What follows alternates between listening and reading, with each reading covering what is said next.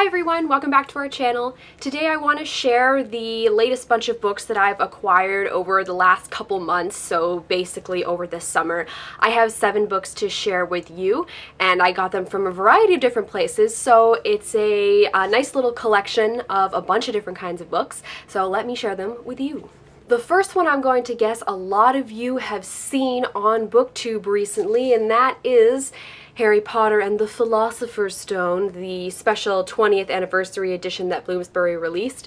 I am a Ravenclaw, so I got the lovely Ravenclaw edition.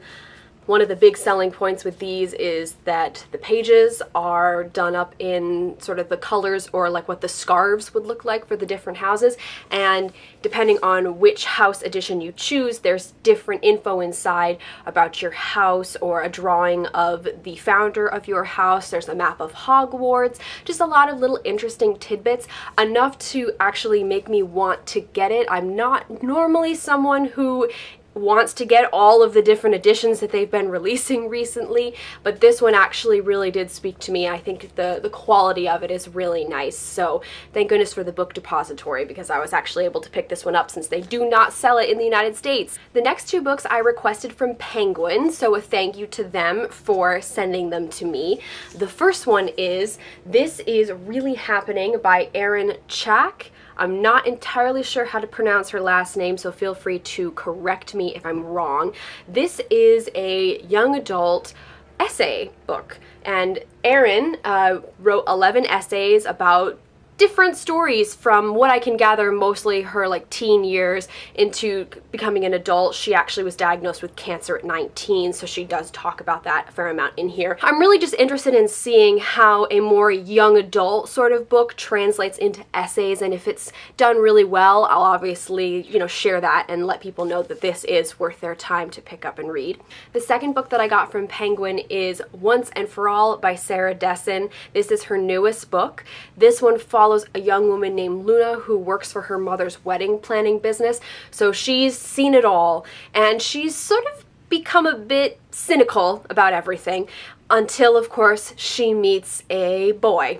Or a young man, maybe in this case. That's usually a pretty typical Sarah Dessen storyline, where you've got a girl who is in a particular situation and she meets a boy and the story really takes off from there. I was particularly impressed with her other more recent book, Saint Anything, enough that it made me want to request this one to see if that sort of trend continues, so we shall see. The next 2 books I picked up from the Barnes & Noble sale section. I was waiting for my sister to finish up something else, so of course I ended up in Barnes & Noble, and although I can usually resist buying the full price books, if I end up in the sale section, it's really hard for me to resist, especially when I find books like Honor by Elif Shafak. This one I've heard a lot of good things about, particularly from Rincey at Rincey Reads.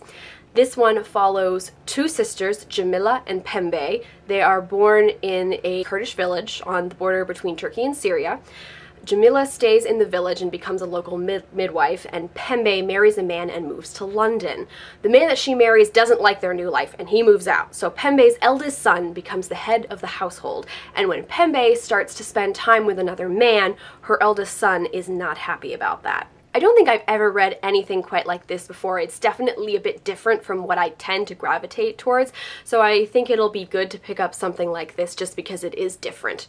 The other book I picked up is a fun nonfiction book, and it is A Historical Tour of Walt Disney World by Andrew Kist. This is about a lot of the different rides at Walt Disney World, and not only does it talk about the rides, but it also talks about the cultural influences that inspired these rides and gives you more of a history on pirates and how that influenced Pirates of the Caribbean, or where the idea for the Jungle Cruise comes from. As a lover of Walt Disney World, I immediately gravitated towards this book, and I also just love this cover. It seems like it'll be a really fun, casual read, something that I can just read a chapter of at any point and then pick it up a week later. There's no reason to rush through it, so it'll just be a nice enjoyment read. The second to last book that I acquired was Feast of Fates by Christian A. Brown. This is the first book in the Four Feasts Till Darkness series.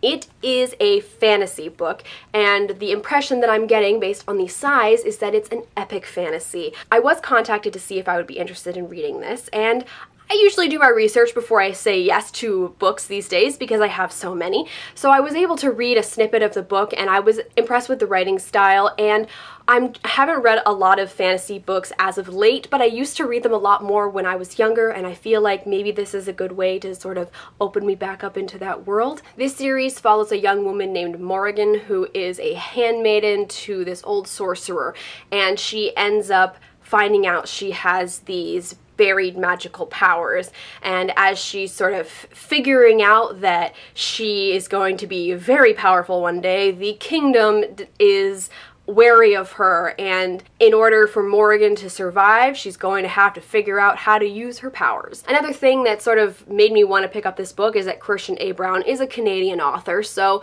that's something that I pay attention to now. Made me want to pick up the book just a little bit more. The final book that I have to talk about is one that my grandma gave to me. I was visiting her relatively recently, and this book was lying around, and she saw me looking at it, so she told me I could take it home and read it. And that is First Women: The Grace and Power of America's Modern First Ladies by Kate Anderson Brower. So this is a nonfiction book about a bunch of different first ladies of the United States. It focuses on a select few because there's way too many to focus on all of them, but it focuses on some of the famous ones like Jackie Kennedy and Pat Nixon, Hillary Clinton, Michelle Obama, and uses insider information, interviews, letters, things like that to talk about how these ladies do it, how all these women can stand beside the president and support their husbands and also just run a bunch of things in the White House and try to be successful women when there's so much pressure on them. And it also talks about the possibility of what it might be like to have a first gentleman, because it's going to happen at some point in the future, so this book explores that a little bit as well. Those are all the books I have to share with you today. If you have read any of these books and you want to share your thoughts on them, please do so down below, or if you have any questions about them, anything like that, you can do so in the comments. As always, all of our links are in the doobly-doo. Check those out if you feel so inclined. Thank you guys very much for watching, and I'll see you later.